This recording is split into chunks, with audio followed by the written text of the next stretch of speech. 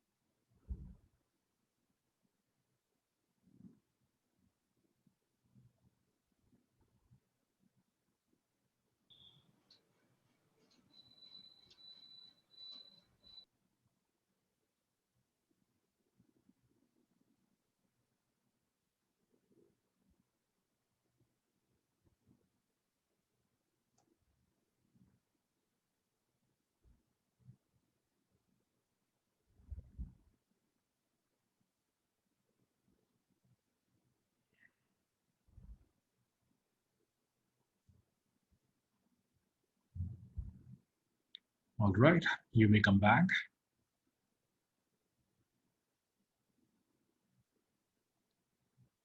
If you're back to the session, then we can get started. So, today, as I mentioned, we will be looking at Brahma Viharas, like there are four Brahma Viharas. We touched upon it for a brief time when you're talking about in the past session. We talked about equanimity.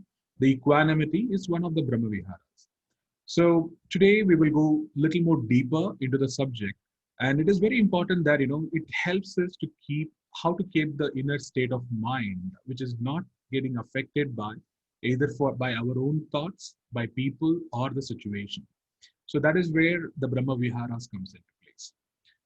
Saying that first, yesterday we looked at what is Aham Brahmasmi, like I am everything, I am Brahma, I am the creator, or I am the creation as well. So it is to just add to the same thing, like Aham Brahmasmi, and today we are looking at Brahma Viharas. So what does it mean? To start with, what does Brahma Vihara means is Brahma, as we discussed yesterday, like is the creator or the divine being, like the gods, and they are also say that he is the like the supreme of the gods or a supreme being. Rather simply, like if not supreme of gods, rather we can keep it as a supreme being. So that is Brahma, and Vihara is a place where he resides. So in a way, they say that it is a divine abodes or a divine places, or it is more of a state of being itself. So Brahma, as a being, as a godly being, he doesn't exist in a realm of the physical beings, right? It is not like I'm living in this house. I will be here inside the house.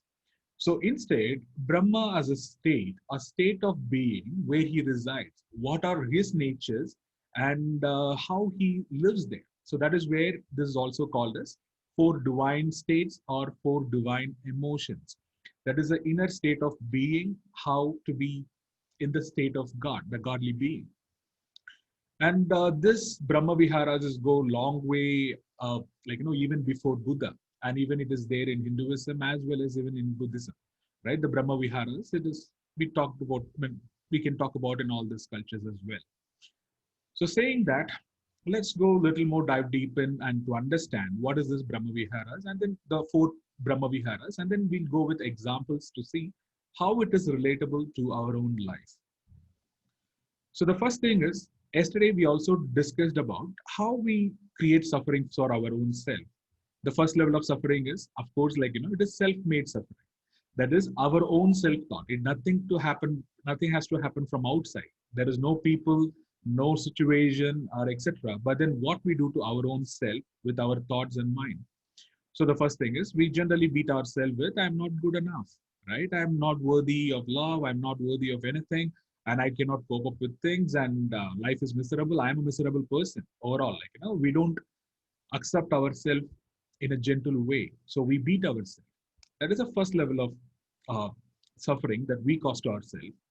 Then sometimes We look for the people, and the way they react to us, the way they speak to us, that affects our inner state. Primarily, we allow the other person to hurt us, right? And the third one is the situation. We may not accept the situation as it is, and that brings in quite a lot of challenges in our own life. So these are the three things that we are talking about, like what is the cause of suffering.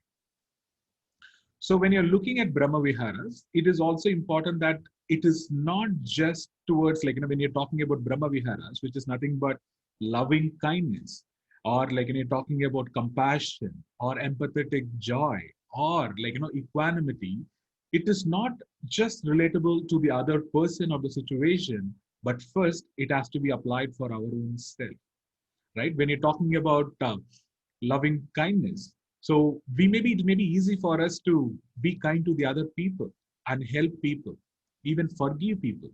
But then we will be so harsh on ourselves that we won't be kind to our own self.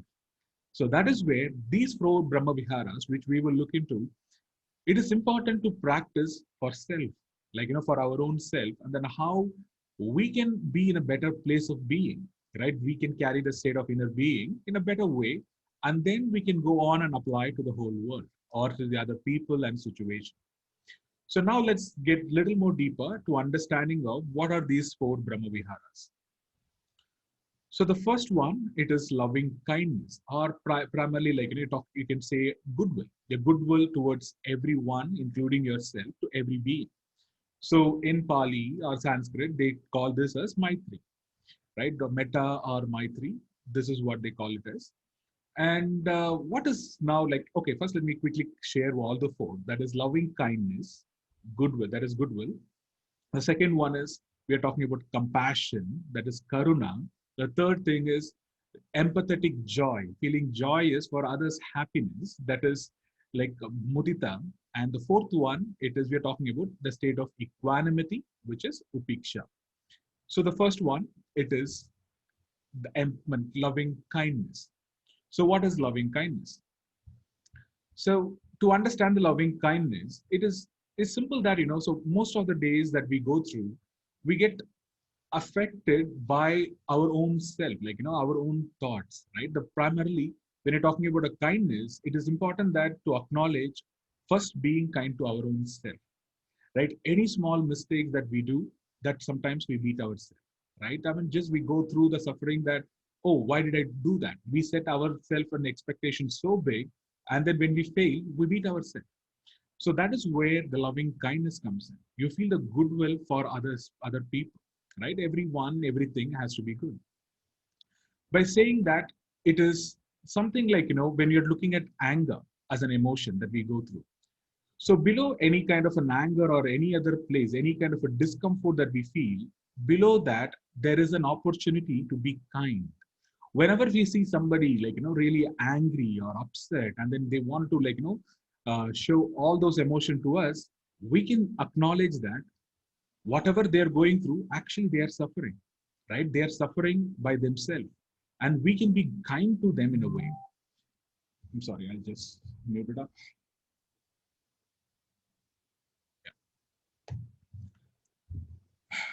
Yeah, so we can be, like, kind to them. And the first level of the loving kindness comes from a place where we can be of, like, forgiveness. So the whole thing about the forgiveness and acceptance, it comes from the place of loving kindness.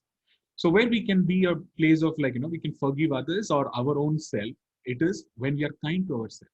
Instead of being critical with our own self and then beating ourselves down or to the other people, we can forgive our own self first. So this is where, when you're talking about awareness, that is separating ourselves from the emotions and feelings and thoughts, then we start being an observer of all these things, and then we can gently acknowledge all these emotions, whatever it may be, which we call classify as negative emotion, and then we can go on with forgiveness and acceptance of it. So that being said, let's quickly look into one of the example of what is, like, being from the place of loving kindness. So generally, whenever we face with any situation in life, what happens is we go through a kind of two-way path, like, so one is either I have to do this or I have to do that. So we kind of get stuck from a dilemma that how I should react or how I should respond to a specific situation, right? So for an example, any situation that happens, either we think of either or, right? And what happens with having not having multiple options is we limit ourselves with few options, and with they say that with one option we feel stuck. With two options we have a dilemma which way to go, and three or more we are freedom to choose which way that we want to go. So this example comes from uh, they say that so once in America, so they were all in the drive-through. So people are waiting in the drive-through for to collect their food. They've made a order the food and they have to go through the drive-through and collect their food. So one of the person, like he's a Tai Chi master and he's sitting in the car, and the person who's behind him in the car, like is keep on honking, honking, honking. So this time, like he is feeling irritated, like he's getting tense because man, there is a huge line in front of me, and then I cannot go in front of anyone, and the other person is keep on honking. He's just taking away my inner state of peace, right? I mean, he's just disturbing me. So what we will do in that situation is either we wanted to get out of either we can put up with it because he's a Tai Chi master. He can put up with whatever happening outside, and then he can say, okay, inner peace, and then be there. Or he can go and speak to the other person, and then even in fact he can fight with him as well. And that is not something he is comfortable doing that as well, because he knows that first of all I cannot accept, right? First of all I cannot accept the other person is doing this. At the same time, I cannot react and show my anger towards the other person as well, because that is not the right way that how I behave. So he thought what I can do the best. So that is when he realized, okay, he was thinking, I mean, I don't have an option. And then the car just slowly moved to the billing counter. And then he realized that probably I will be kind to him. I don't know what he's going through. So the way of showing my kindness, or way of paying it forward, and the way of showing my way of being is he paid the bill also for the person who was sitting in the car and then honking continuously. So he just paid, he left the place. So for him, he find some kind of a place that he is given him, like, a something. I mean, felt that, okay, that person, he's annoyed with himself or he's going through suffering. And now it is time for me to show my kindness to him. So he's been kind. What he did was he paid the bill. So what happened? The other person who was honking came to the billing counter, and then he just got to know that the other person, the one who was in front of him, already paid his bill. So this took him by shock. Like, he was not expecting that kind of a gesture from someone who he annoyed. And when that happened, the other person, he realized his mistake, and then he started paying for someone who is behind him. So that covered in the news when I just got, I mean, like, I was uh, this one example was shared by someone, and then when I was listening to that, so this story went on and on for the whole day, it seems. Like, the whole day people were paying for the one who's behind them, and this became a national news by itself. So this is an example of like how you can show the kindness in a third way. It is not just by your reaction or complete acceptance, but then there might be other third way in which you can express yourself and be kind to people.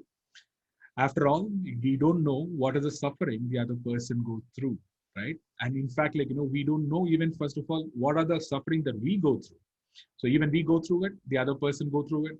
So all we can do is be kind to our own self and to the other person. So that being said, we go to the compassion. So compassion, it is when he talking about Brahma Viharas, it is primarily he talks about is feel other suffering as your own suffering.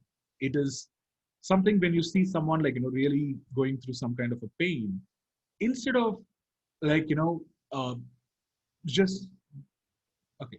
So instead of seeing that, okay, the other person is suffering and then you're uh, going away from the place, you can take it as your own suffering.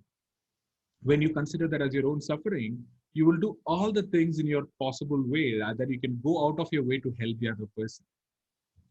And the compassion is a way of nature that, the moment we start practicing more of a compassion, and the world become much more happier and a better place. We know as a emotion of what is compassion is. We always do this as well to other people most often.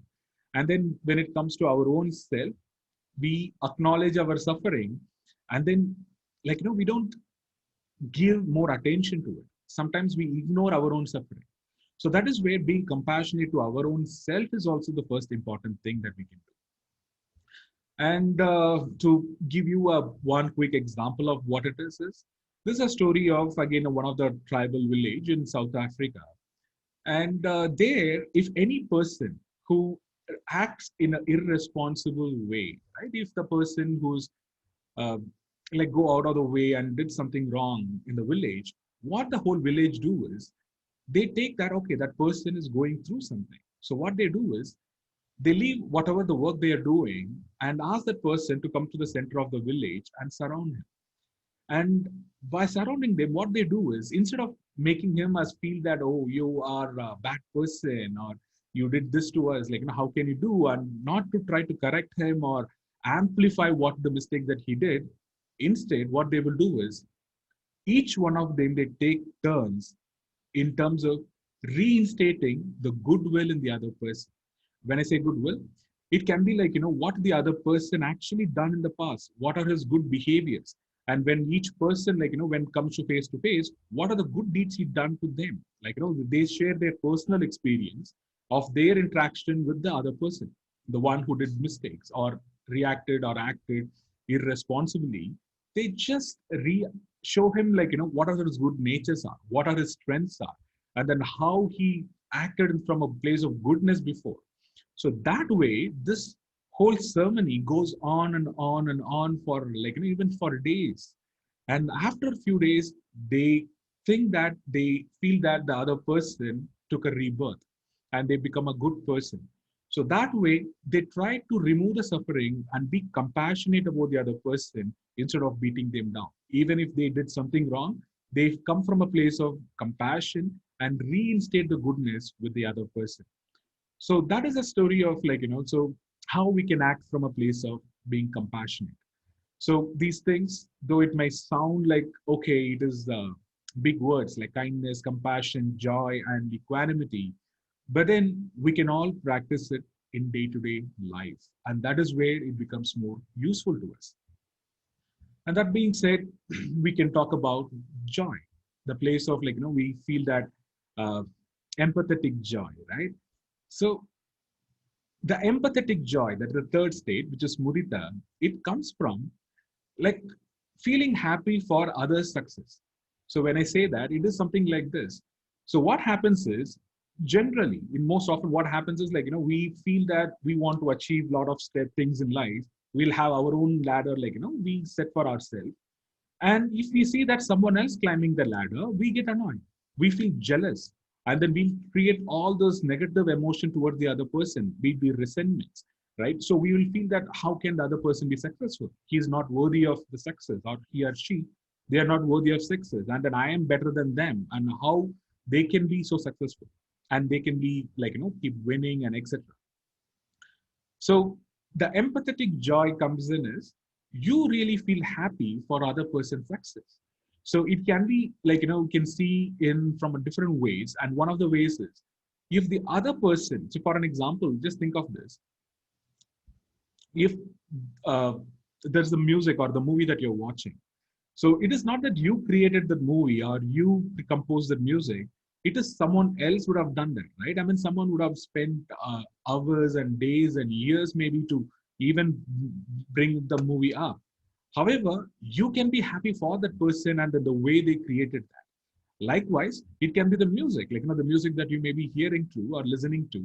It is the work of someone else, and they would be successful, and then you feel happy for it, right?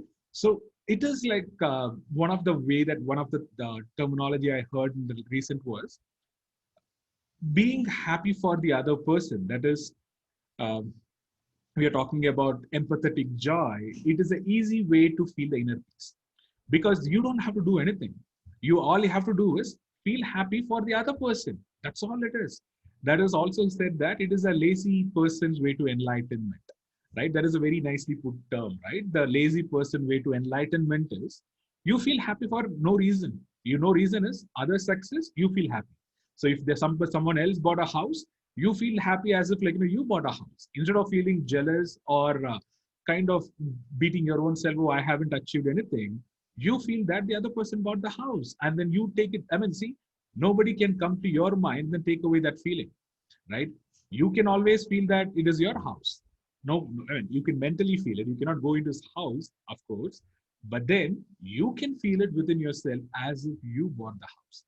So if someone is driving, say, Lamborghini or Maserati or anything, you can feel as if, like, you're driving. It is your car. Nobody can say that you should not feel that, right? So you can feel genuinely happy about someone else materialistic achievements, non-materialistic achievements in their career or anything, because with that kind of a joy, you get your own inner peace or inner stillness, right? So it is a good place to be in, like, you completely be happy for the other person. And this is also, like, brings us to one quick small story. So this is a story of Ubuntu. I'm sure, like, if you heard of the term Ubuntu. So this is again one of the, again, South African, yeah, tribe. So what they do is, once, like, there was an anthropologist, like me, we visited one of the tribal society in Africa. So there he decided, okay, so let's do some small competition towards all the kids, right? So he called all the kids, and then he kept the whole a basket of chocolates and candies, whatever he brought it there, under a tree in a far place. And then he lined up all the kids in a row, and then he said, okay, so whoever is running towards the tree and then takes the basket, get to keep it. So he says, all said go, something very unexpected happened. So he thought, or he assumed that the kids will run faster and then someone will win the thing and then take away the whole basket with them. But here, what happened is, all the kids, they took their hands, each one of their hands, and they all ran together towards the tree. And he was surprised. Why all of them, they have to hold hands and then they run together. And then once they reached the tree and then they saw the basket and then they shared all the chocolates together. And then one of the kids, they came back, and then this anthropologist asked, why did you guys run like that? Because I thought someone will run faster and win the whole basket. And that's when one of the kids said that Ubuntu. So what is Ubuntu is? How can I be happy when others are unhappy? So how can I be happy when the other person or other people or other kids are unhappy? So it is a state of mind that I am happy, I am because we are, right? So if I have to be happy, if then everyone else has to be happy. So their happiness becomes my happiness. It is completely relating it with how happiness can be shared, right? So you feel happy for the other person. So that way, it makes the happiness is a whole lot bigger instead of making it small and experiencing it only. Okay, I am happy now. No, instead, you can be like empathetic, joyful place where you feel the happiness for others' success as well. So this is a story of Ubuntu. And then comes the fourth state of Brahmavihara is equanimity. So yes, we discussed about the equanimity before, and yes, I shared some examples as well. And let's quickly revisit what is equanimity. So equanimity, as we know, it is a balanced state of mind. It doesn't get affected by ups and downs of life. It is always balanced. So all these emotions, be it compassion and joyfulness, or you're talking about kindness, all these things also helps us to be in the place of a balanced state. So where our inner state of balance is, doesn't get affected by what's happening around us. Even it doesn't get, like, the more matured way is, it doesn't even get affected by whatever the thoughts that we are running, right? So they say that it is not the situation that is outwards that's happening, but then it is inwards. What we are thinking about the situation that causes suffering. So all these states are, we see the external people, our own self, and we beat everything. Instead, we can decide to be in the place of equanimity or the balanced state. So I given the example the other day as well, like, it is something like a space we are in right now. The space, it's always exists. But just that, like, the equanimity is like someone comes and make a noise here, the whole place, like, vibrates in a differently. But then there is always a silence. There is a place of stillness. There is a space always exists. And it is the space is always going to be there, irrespective of this building goes away as well. Right. So it was there before and then it will be there. So that is the state of balance state we are trying to reach with all these teaching of inner stillness and etc. And one other example for the equanimity, which I haven't shared the other day, is so this is the story of one of the monk. His name is Hakuin. So this Hakuin is a like well-respected monk, and then people respect him, they follow him, and then he got a lot of students and etc. Once what happened is he was visiting a village, and then he decided to stay in that village for some more time. So all the villagers they respected him and etc. And one day there was a girl who got pregnant in that village. So the parents of the girl asked her who's the father and then how this happened to her happened. So the girl said, like she feared the consequences, and then she said, it is the Hakuin is the father of the child. Then the parent went and then confronted to the Hakuin, saying that, oh, we respected you so much, and how can you do this? Right? You're such a monk, and how can you do this? For that, the Hakuin says that, is that so? Okay, so he says, is that so? So this more annoyed the parent of the girl. So they went to the king and they put the case upon, see this monk, and he did all these things to the girl. And then the king calls and then says, Hakuin, we respect you and etc. And then how dare that you can do this? For that, Hakuin again says that, is that so? So now the king decides, okay, I am like, sending you away. Like, you are outcast now. So you cannot be a part of the village. You stay outside. He said, okay, no problems. And he says, is that so? And then he stays there. So after a few months, the girl gives birth to a child.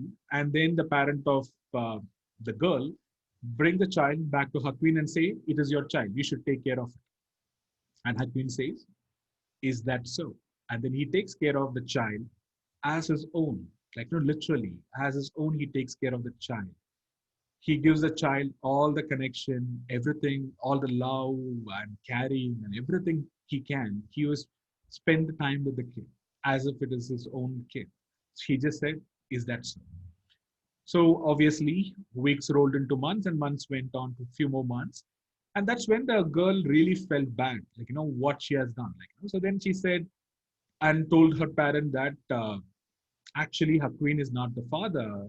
The monk is not the father. It is someone else in the village. And then now the parent of the girl, their parents, they felt, oh my God, what the mistake that we did. And then they ran to Hakuin and said, I'm sorry, master, sorry. And then we took it literally like we thought it is you. For now, again, Hakuin says that, is that so? And now they ask for the baby. Okay, now it's time for you to give the baby back to us, and then we will take care of the child. And then Hakuin says, is that so? And hand over the baby back to the parents of the girl. So this is the story of how our mental state can be in a place of balanced state, irrespective of what is happening around us. It can be for good, it can be for worse. It can be any of it. The situation may change time to time. We don't have much control about situations. We, as if we don't have a control over the seasons, or we don't have a control over the weather. We don't have a control. So likewise, the external situation can change.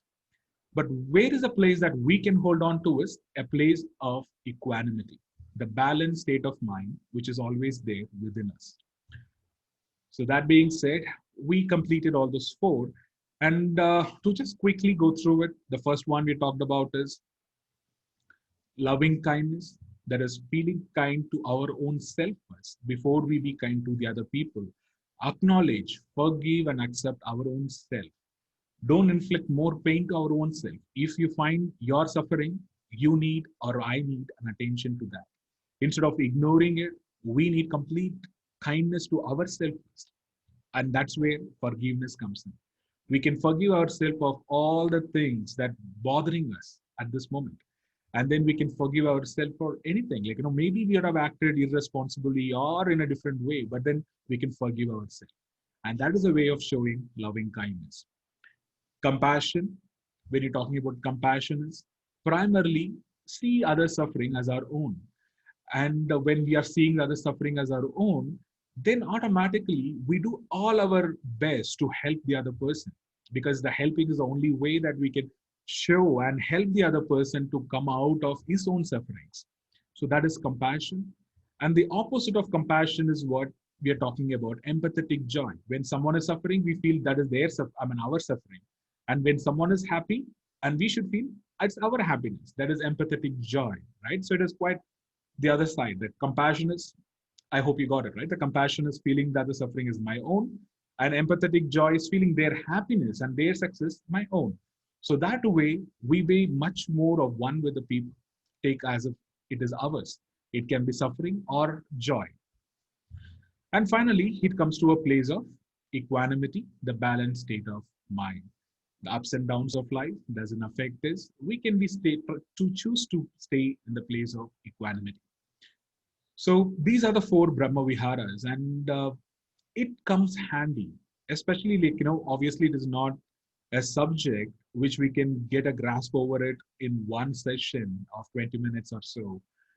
It takes time, but then when we start going a little more deeper into each of these things, and we make our understanding better of all these things, it can help us in stay in a place of inner stillness or inner peace. So with that, we come to an end of today's session. And today, for a few minutes, we can quickly practice a meditation.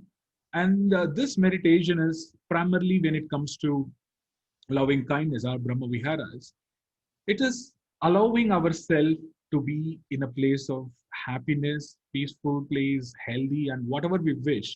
So all we are going to do is we can say, may I be happy, may I be at peace, may I be healthy, or may I be free from suffering, all suffering, may I be. It is just gently allowing and acknowledging ourselves to be free from all the suffering we inflict on our own self, or from the other people, or from the situation. Just allowing ourselves to free ourselves from all these things. So if you're ready, we can quickly do this exercise, say for a few more minutes. Gently allow ourselves to be in the state of inner stillness and meditative state, and just repeat few words. That's all. May I be happy, may I be at peace, may I be healthy, and may I be relieve myself from all the suffering. So that's all we are going to do. If that makes sense, we can get started with the practice.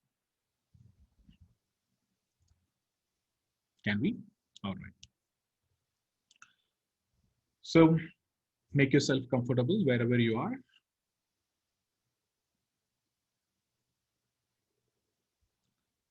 As you're feeling comfortable right now, just gently focus on your breath. Take few deep breaths in and exhale through your mouth. Take a deep breath in and out. One more. Take a deep breath in and out.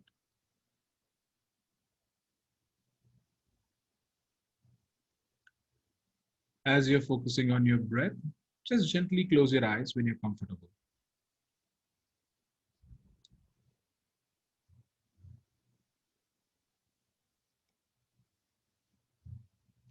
Now, gently observe your body and see if there is any discomfort or any kind of a tension that you're feeling at this moment.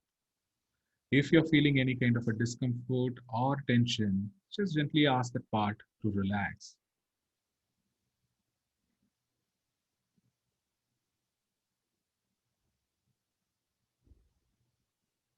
As you relaxed your physical being, now just gently scan your body for any kind of a sensation that you may feel.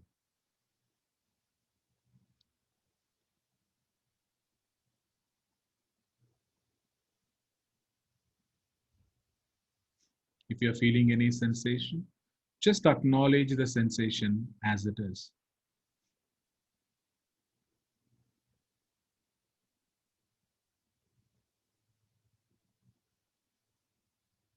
As you acknowledge the sensation, now it is time to look for the inner state of mind. Observe what is your inner state of mind right now is. What kind of an emotion or a feeling are you feeling at this moment? Just observe.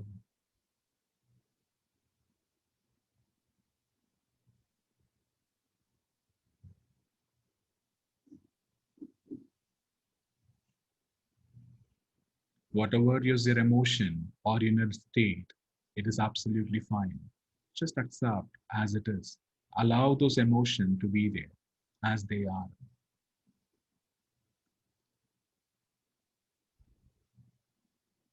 Now, gently scan your mind for any kind of a thoughts.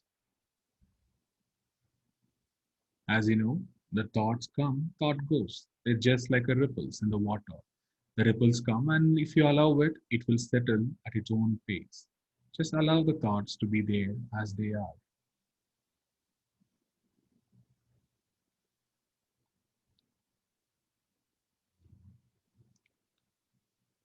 If anything that comes to your mind, if it's any question or a thoughts, it may not be the right time, and then you allow them to be there and let them come and go. It is okay to be there. And as you acknowledge your body, your sensation, your inner state of emotion, and your thought, allow them to feel and let go of them as well gently as you can, and feel the place of stillness within you.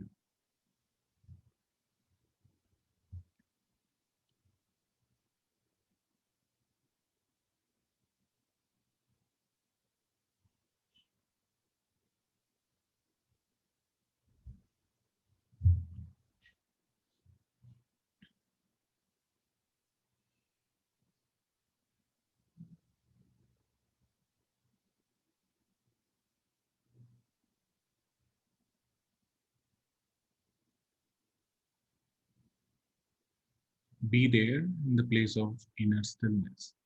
It is beyond the body, the place which is beyond your senses.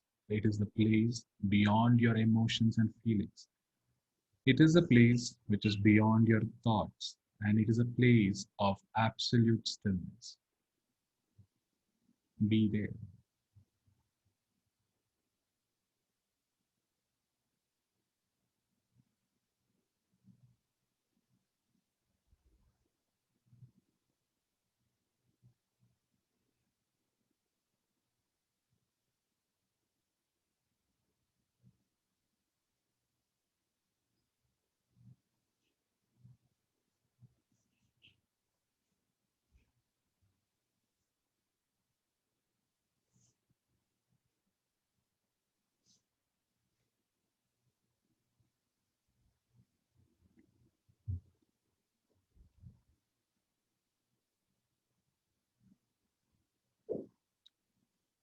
From this place of inner stillness, let us allow ourselves to feel and be kind to our own selves. So just repeat gently in your mind as I say the words. And start with, may I be happy. Just gently say to yourself and allow yourself to feel the happiness. May I be happy.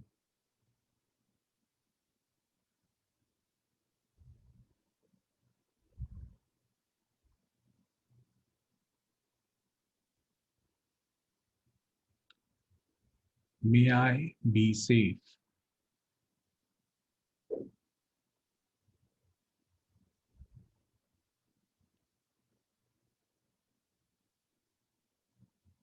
May I be healthy.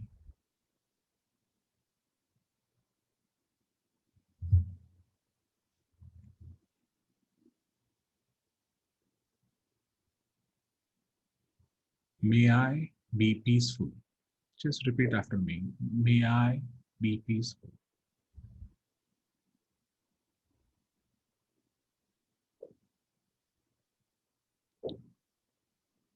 And finally, may I be free from all the suffering.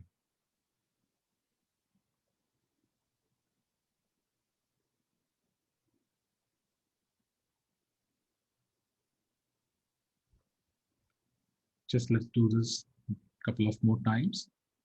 Just gently repeat, may I be happy.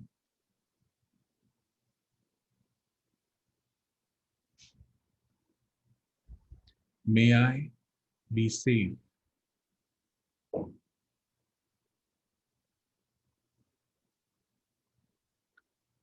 May I be healthy.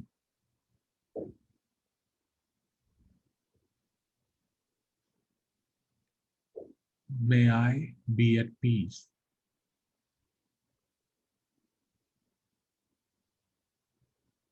May I free myself from all the sufferings. As you're repeating these words, you feel that there is a for part of you which is allowing yourself to feel the happiness, feel the peaceful place, and be safe and happy and freeing all from all the suffering that's been caused. You're allowing yourself to be happy, to be at peace, to be safe, to be healthy, and freeing yourself from all the sufferings. Just one more time, let's quickly repeat this. May I be happy. Feel the happiness. Allow yourself to feel the happiness.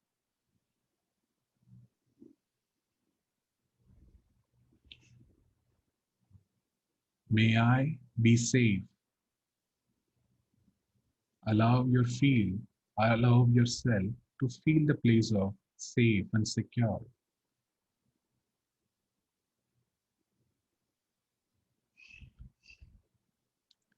May I be healthy. Allow yourself to feel healthy. So from this place of feeling healthy, you know that you're already healthy.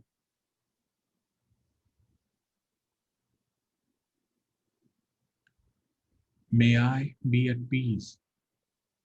Allow yourself to be at peace.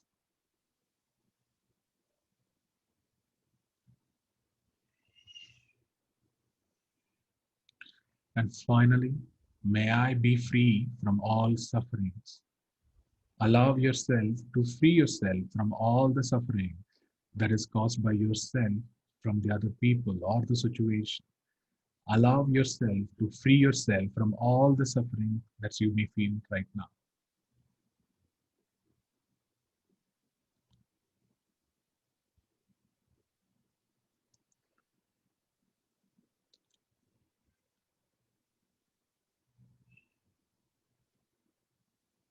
You acknowledge that as you start feeling happy, peaceful, safe, and like healthy, freed yourself from the suffering, there comes a place of inner stillness, which naturally comes right now.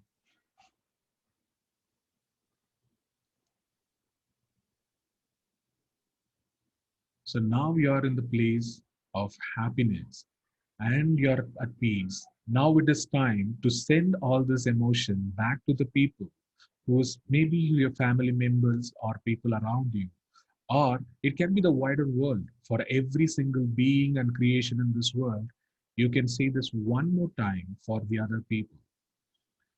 So this time you say, may all be happy.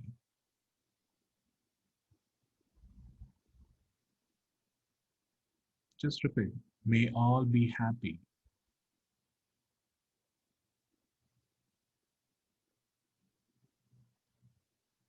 May all be at peace.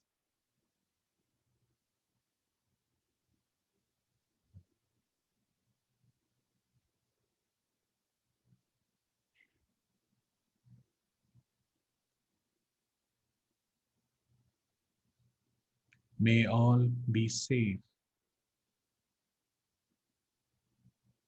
See that everyone in the whole world is being safe, happy, and peace. And then may all be healthy.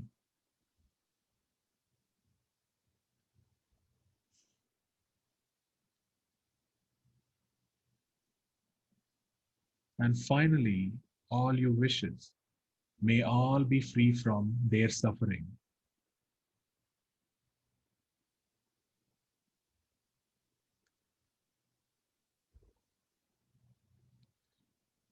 So the inner happiness, the joyful state, peace and safe and healthy, and you being free from all the suffering, you wish the same for everyone else in this whole world.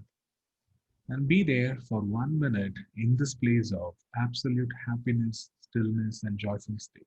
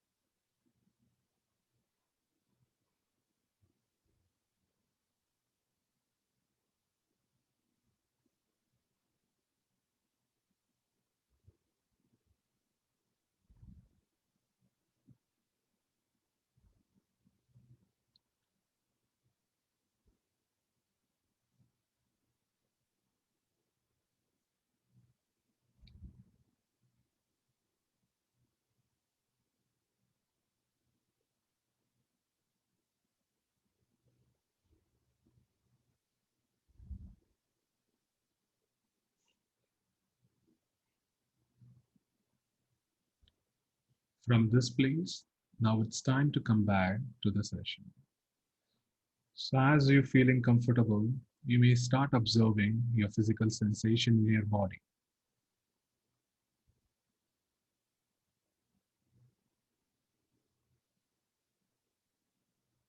and notice the sounds around you.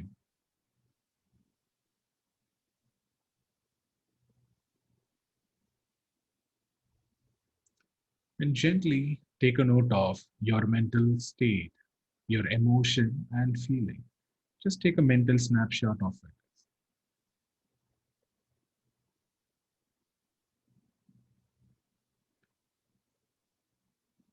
And in your own time, you can come back to the session and just open your eyes.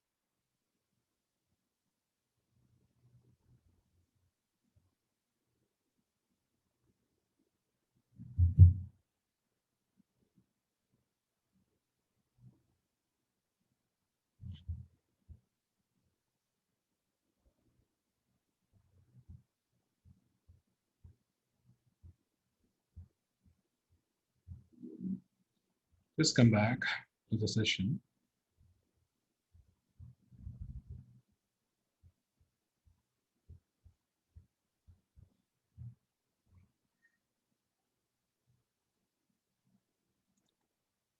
All right. So, with that, we come to an end of today's session. And thank you so much for joining. And we can stay back. You can ask any question that we can discuss it right now. And we can take it forward as well. So, let's open for Q&A.